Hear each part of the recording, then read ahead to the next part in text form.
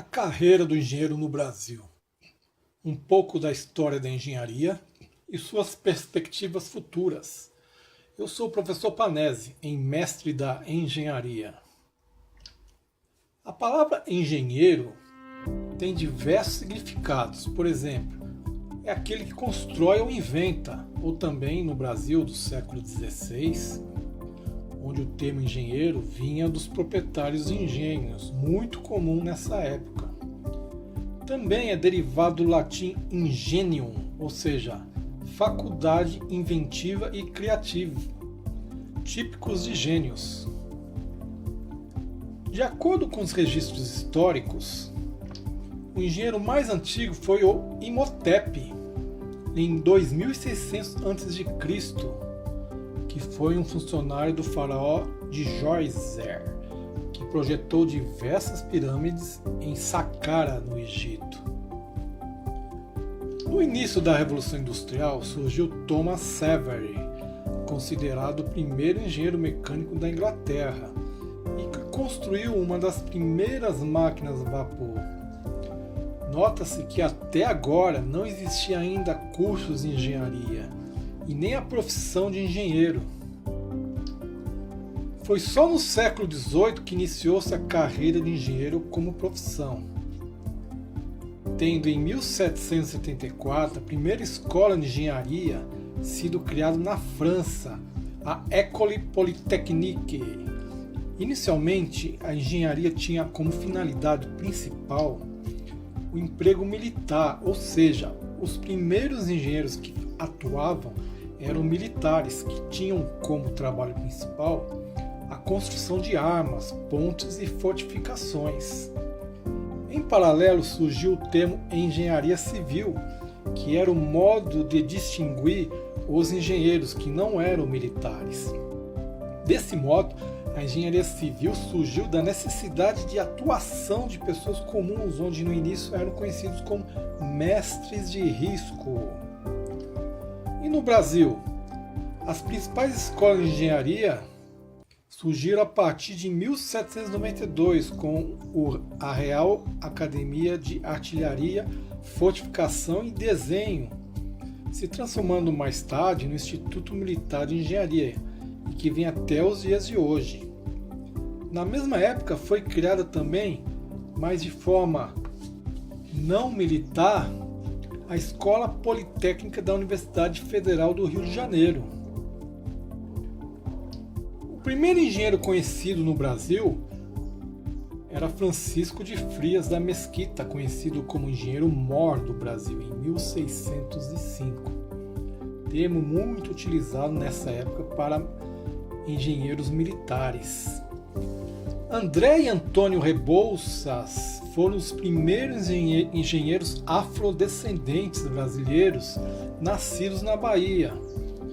Os dois irmãos cursaram engenharia no Instituto Militar de Engenharia em meados de 1858, sendo promovidos a primeiro-tenente e receberam o título de engenheiro militar.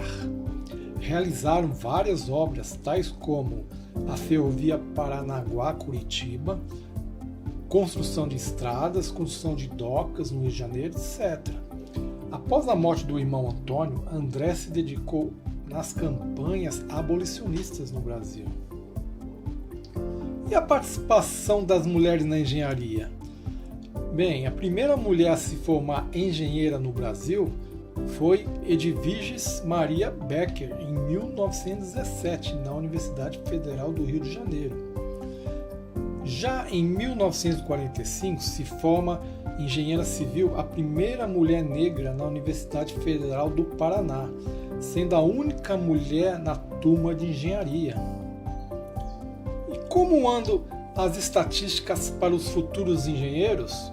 Bem, de acordo com essa tabela, que informa o número de instituições no Brasil que oferece cursos de engenharia, nota-se aqui alguns cursos que são oferecidos em escolas públicas e privadas. Dá para perceber que as escolas privadas são, em grande maioria, que oferecem a maior parte dos cursos no país. Destacando-se a engenharia civil e a engenharia de produção, que são os cursos mais oferecidos no país. Temos também as matrículas nas respectivas universidades públicas e privadas. Percebe-se que a engenharia civil, a de produção e a mecânica são os cursos que possuem maior matrícula de alunos, né? Esses dados são referentes a 2019, de acordo com o Instituto Nacional de Estudos e Pesquisas Educacionais Anísio Teixeira. Então, os cursos mais procurados são engenharia civil, produção e mecânica, totalizando um número expressivo de matrículas realizadas no ano de 2019. E os formandos, como é que fica? Muitos fazem a matrícula, né? E são poucos que se formam, como é mostrado nessa tabela, onde os cursos de engenharia civil, que são os mais procurados, se formam mais alunos nas instituições privadas, em comparação com as universidades públicas, totalizando um número expressivo de formandos nas universidades privadas, bem maior do que nas universidades públicas. O número de engenheiros que entrou no mercado de trabalho em 2019 foram em torno de 103.854 novos engenheiros, né, que ingressaram no mercado de trabalho. Aí a gente faz a seguinte pergunta: me formei, e agora? É agora, né, que fica a dúvida, né, onde que o engenheiro, né, vai ingressar no campo de trabalho, né? Muitos já, né, têm uma experiência profissional quando realizam os estágios, né? Muitos já fazem estágio e acabam sendo efetivados, né? E o número de engenheiros que entrará no mercado em 2020, em torno de 148 mil novos engenheiros entrando no mercado em 2020. As perspectivas para os futuros engenheiros. Com relação ao PIB em 2011, que era em torno de 2,6 trilhões de dólares, houve uma grande reduzida com relação ao PIB de hoje, que é em torno de 1,5 trilhão de dólares. Também o ranking da economia mundial do Brasil caiu de 8º para a 5ª economia mundial.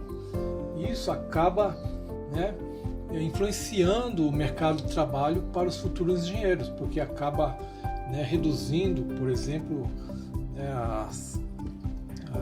as indústrias, né, que oferecem na maioria das ofertas de emprego, né, e tudo está relacionado com a oscilação da economia, né? Então, com relação às ofertas após pandemia que a gente está passando atualmente, então é praticamente a dependência econômica, né, que a gente fica sujeito às ofertas de trabalho, tanto para outros cursos como principalmente para os futuros engenheiros. Gostou do vídeo? Dá um like e agradeço a sua participação. Até a próxima.